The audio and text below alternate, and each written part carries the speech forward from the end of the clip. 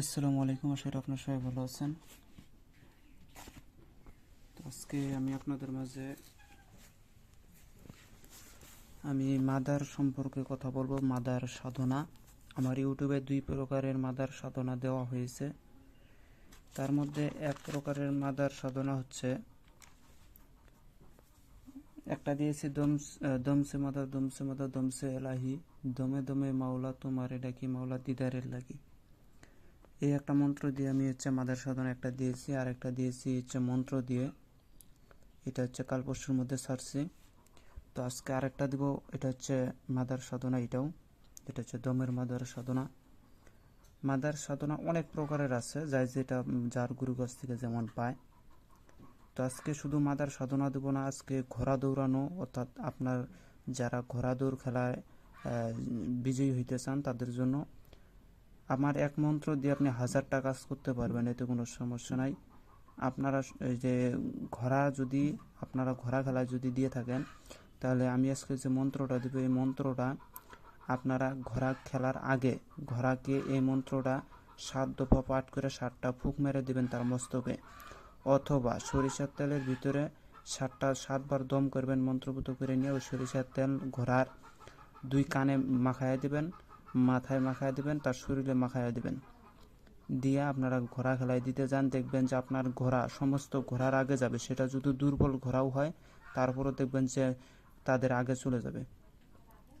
আর একটা কথা বলে রাখি, যে অনেকেই জানতে চায় যে ঘোড়া দৌড় খেলায় কি সব মন্ত্রই চলে। না, আমি বলবো না।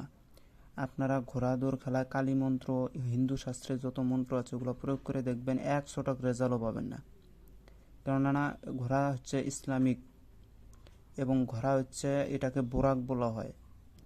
আমার রাসূল যখন মেরাজে যাইতো, তখন এই ঘোড়ার উপরে সোয়ার করে যাইতো। ঘোড়ার যে বুরাক আছে, এই বুরাকের উপরে যাইতো। তো ঘোড়াকে বলা হয় বোরাক আরবিতে।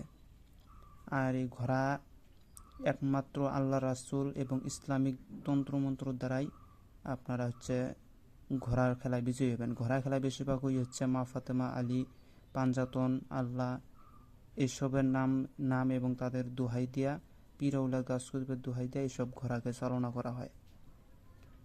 ঘোড়াকে আপনি কালী মন্ত্র ইত্যাদি অন্যান্য মন্ত্র প্রয়োগ করে দেখবেন, কিচ্ছু রেজাল্ট পাবেন না, উল্টা আরও আপনার ক্ষতি করে দিবে। সেই ঘোড়াকে বলা হয় একতরফায় পুরী। এটা মানুষ এমনিতে বলে, আসলে মূলত সেটা নয়। ঘোড়া বুরাক। দেখবেন তাদেরকে ঘরে বাঁধে রাখা যায় না, তারা সর্বদাই খোলা মাঠে থাকে।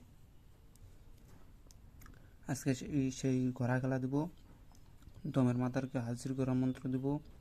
রোগীর শরীরও হাজির করতে পারবেন, সাধনার বলেও হাজির করতে পারবেন। কিন্তু আমি তার আগে আপনাদের কাছে একটা কথা বলে রাখি, যে আমার 2টা শিষ্য আমাকে টাকা পাঠাইছে। একজন পাঠাইছে 3000, একজন পাঠাইছে 5100।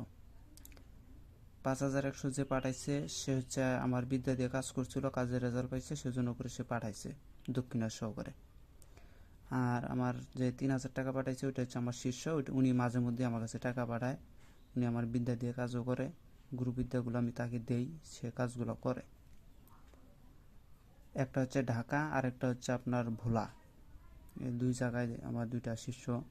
এগুলো নতুন শিষ্য হয়েছে মূলত। তার ভিতর থেকে একটা শিষ্য, যেটা ঢাকারটা, ওইটা কাজকর্ম করতে পারে বা করতেছে। তো যাই হোক, আমি আপনাদের কাছে বলে রাখলাম, যারা শিখতে চান তারাও আমার সাথে যোগাযোগ করবেন। আমি মানুষ বুঝার জিনিস শিক্ষা দিই। অনেকেই আছে যে আমার শিষ্য হওয়ার পরে তাদেরকে আমি পরীক্ষা নেই, ধৈর্য কতটুকু। খাঁটি বিদ্যা তো ভাই এত সহজে কাউকে দেওয়া যায় না। আমার ওস্তাদ আমার অনেক ধৈর্যের পরীক্ষা নিচ্ছে। তা আমি যাদেরকে দিব, তারা আমাকে গুরু দক্ষিণা দেয়, মাঝে মধ্যে টাকা পয়সা পাঠায়। আমি সেটার জন্য গুরু দিচ্ছি না, আমি দেখব তাদের ধৈর্যটা, আর কে কতটা আমাকে ভালোবাসে, কে কতটা আমাকে সহযোগিতা করে, আমি সেই বিষয়টা দেখব। তো যাই হোক, এগুলো আমার ওস্তাদি বিদ্যা। এগুলো অনেক পুরাতন মন্ত্র, এগুলা খাতায় নোট করা ছিল। মূলত এগুলো ডায়েরিতে নোট করা হয় নাই। আমি আজকে সেই মন্ত্রগুলো দিব আপনাদের। এটাকে মন্ত্র বললে ভুল হয়, হিসাবে এসএমও বলা যায়, কেননা এখানে কোনো কুফরি নাই। তার আগে একটা দমের সাধনা, মাদার সাধনা যদি আপনারা করতে চান, তাহলে আপনারা গুরু, আর একটা কথা মনে রাখবেন, গুরু ছাড়া আপনি হাজারটা যদি সাধনাও করেন, কোনো সাধনের রেজাল্ট পাবেন না। অনেকে আছে কি করে জানেন, গুরু পায় না বিধায় তারা নিজেরা সাধন করে। আসলে ভাই সাধন করলে কোনো লাভ নাই, আপনার কোনো মানে আপনাকে সারা শব্দ কিচ্ছু দিবে না।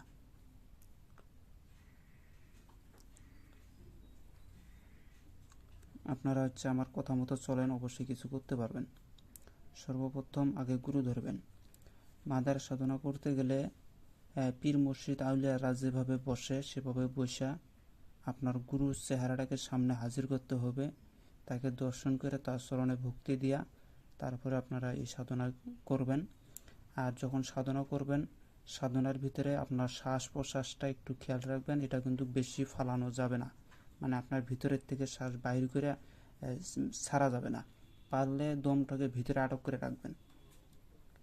আমি ইউটিউবে দেখাই দিচ্ছি যে কীভাবে করতে হয়, সেগুলো ভিডিও দেখবেন। পিরিয়ড ছবিটা সামনে রাখবেন, যদি ছবি থেকে ছবি, আর অবশ্যই খেয়ালে রাখতে হয়, অর্থাৎ আপনার দুই চোখের সামনে রাখতে হয়। এটাকে বলা হয় বর্জক। তো যাই হোক, আপনারা ওই মোতাবেক সাধনা করবেন। আর ওই সামনে রাইখা, সামনে আপনারা কবরস্থানে বসেন, বট গাছের নিচে বসেন, মাদার গাছের নিচে বসেন, সুন্দরভাবে বইসা গুরুর ছবি সামনে রাখবেন, গুরুকে ধ্যান করবেন, গুরুর চরণে ভক্তি দিবেন। দেওয়ার পরে সামনে আগরবাতি, মোমবাতি, খুশবু এগুলো জ্বালায় দিবেন। দেওয়ার পরে আপনারা আমি আজকে যে মন্ত্রটা দেবো, এটা ছোট্ট একটা মন্ত্রটা ইয়া আলী দমের মাদার হাজির হও, ইয়া আলী দমের মাদার হাজির হও, বা ইয়া আলী দমের মাদার দিদার দাও। এভাবে আপনারা বলবেন। প্রত্যেক দিন 1000 বার করে জপ করবেন। 1000-1000-এর একবার অথবা 1000 বার এরকম করে জপ করবেন প্রত্যেক দিন। এভাবে 14 দিন সাধন করবেন।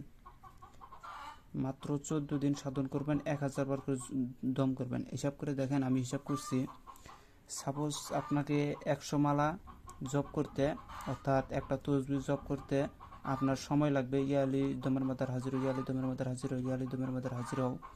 আপনি একদমে চেষ্টা করবেন 33 বার জপ করা। তসবির ভিতরে 3টা সাক্ষী থাকে, আপনি 33 বার করে জপ করবেন একদমে। এভাবে 3 দমের ভিতরে একটা তসবিহ শেষ করে দিবেন। এভাবে সাধন করবেন, অবশ্যই রেজাল্ট পাবেন। আর অবশ্যই যখন সাধন করবেন তখন আপনি বেশিরভাগই পীরের ছবিটা সামনে রাখবেন, পীরের উপরে একিন বিশ্বাস রাখবেন। যার পীর আছে আর যার গুরু আছে সে গুরুকে একিন করবেন, বিশ্বাস করবেন, ভক্তি করবেন, অবশ্যই রেজাল্ট পাবেন। এভাবে যদি আপনি 1 মালা করে জপ 1000 করে জপ করেন, তাহলে আপনার কয় মালা পড়তেছে? 10 মালা। আর 1 মালা জপ করতে সময় সর্বোচ্চ 3 থেকে 4 মিনিট, সর্বোচ্চ ধরলাম 5 মিনিটই লাগলো। এখন 5 মিনিট যদি লাগে তাহলে 10 মিনিটে 50 মিনিট সময় লাগে। 50 মিনিটের ভিতরে আপনি প্রত্যেক দিন এভাবে 14 দিন 50 মিনিট করে আপনাকে সময় দিতে হবে। আর মাছ মাংস এগুলো খাওয়া সম্পূর্ণরূপে নিষেধ, স্ত্রী সঙ্গম করা নিষেধ সম্পূর্ণরূপে।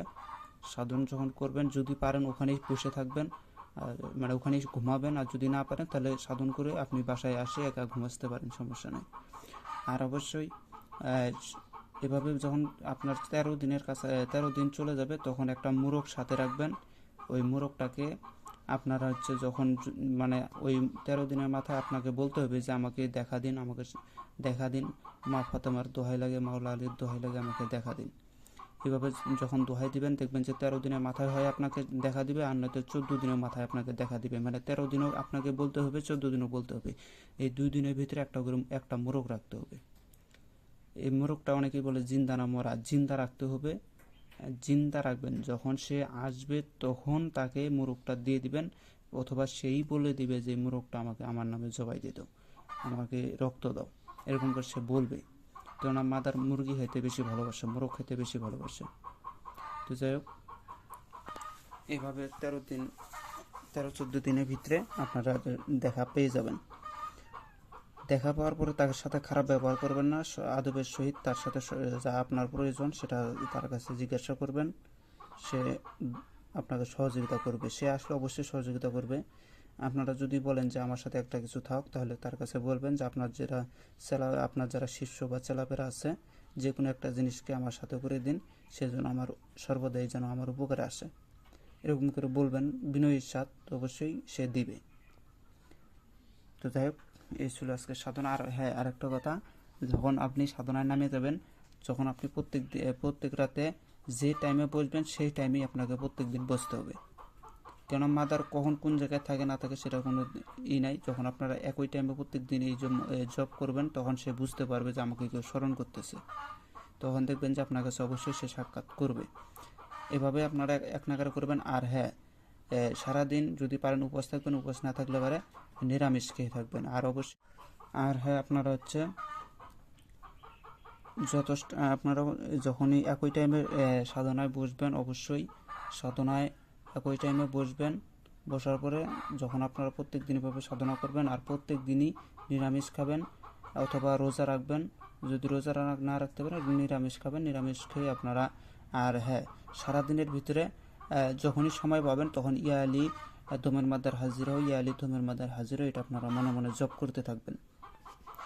তো এই ছিল আজকের সাধনা। আর এখন আমি যে বড় বিদ্যাটা দেবো সেটা হচ্ছে মাদার। এটা দিয়েও আপনারা রোগীর শরীরে মাদার হাজির করতে পারবেন, অথবা এটা দিয়ে আপনারা হচ্ছে সাধনার বলে মাদারকে হাজির করতে পারবেন।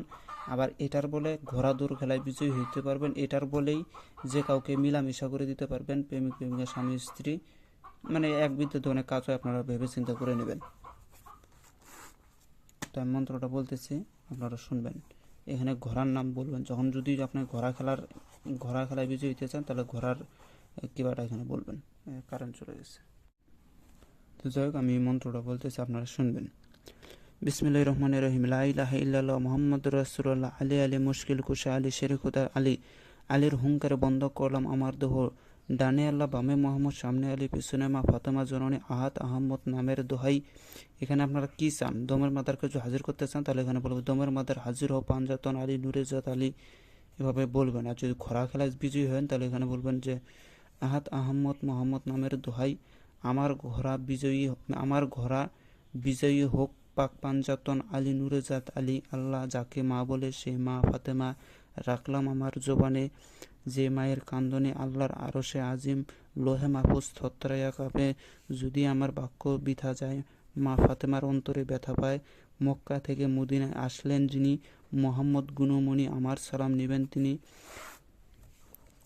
আলীর কলিজা মা ফাতেমার নয়নমণি।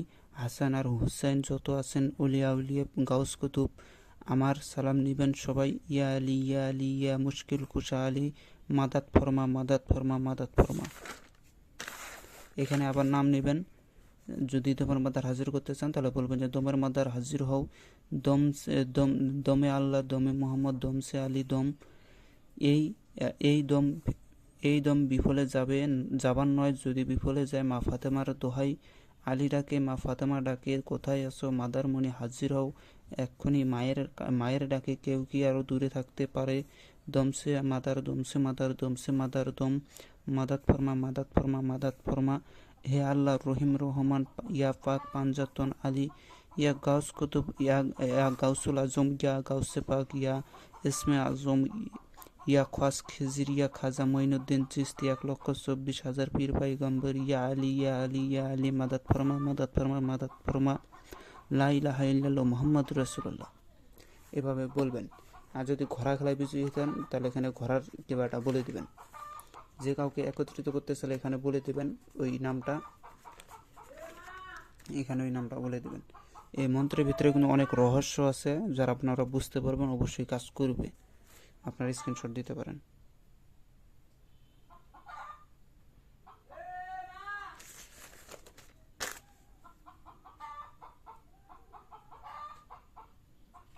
তো আশা করি ভিডিওটা ভালো লাগছে। অবশ্যই যদি ভালো লাগে অবশ্যই লাইক কমেন্ট শেয়ার করে আমার পাশে থাকবেন।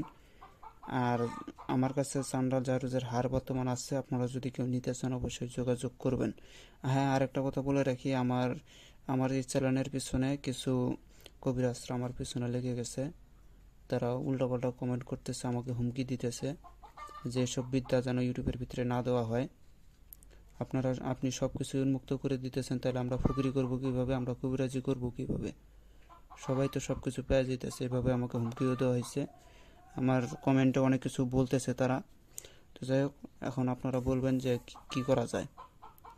আর নয়তো আমি আমার কমেন্ট একদম সম্পূর্ণরূপে বন্ধ করে দেব, যাতে আর কেউ কমেন্ট না করতে পারে। তো তো যাই হোক আপনারা বলবেন। তো সবাই ভালো থাকবেন, খোদা হাফেজ। যদি কারো বুঝতে অসুবিধা হয় তো অবশ্যই আমাকে জানাবেন, আর যদি কারো কোনো কিছু প্রয়োজন হয় অবশ্যই আমাকে জানাবেন। আরেকটা কথা বলে রাখি, আমার এক ভাই বলে যে আপনার কাছ থেকে চান্ডাল দরজার হার নিলে আপনি কি সব কিছু করে দেন? হ্যাঁ ভাই, আমি সব কিছু করে দিই। হ্যাঁ, সাথে 4টা মন্ত্র পাবেন নিয়মকানুন সহকারে, সমস্ত কিছু আমি দিয়ে দিই। আর হ্যাঁ, যারা চান্ডাল দরজার হার নেয় নাই তাদেরকে আমি কোনো কিছু দিও না। যারা আমাকে গুরু দক্ষিণা দিচ্ছে তারা অবশ্যই আমার সাথে থাকবে, আমি অবশ্যই কিছু না কিছু দিব, বিপদে আপদে আমি সহযোগিতা করব। তো সবাই ভালো থাকবেন, খোদা হাফেজ, আসসালামু আলাইকুম।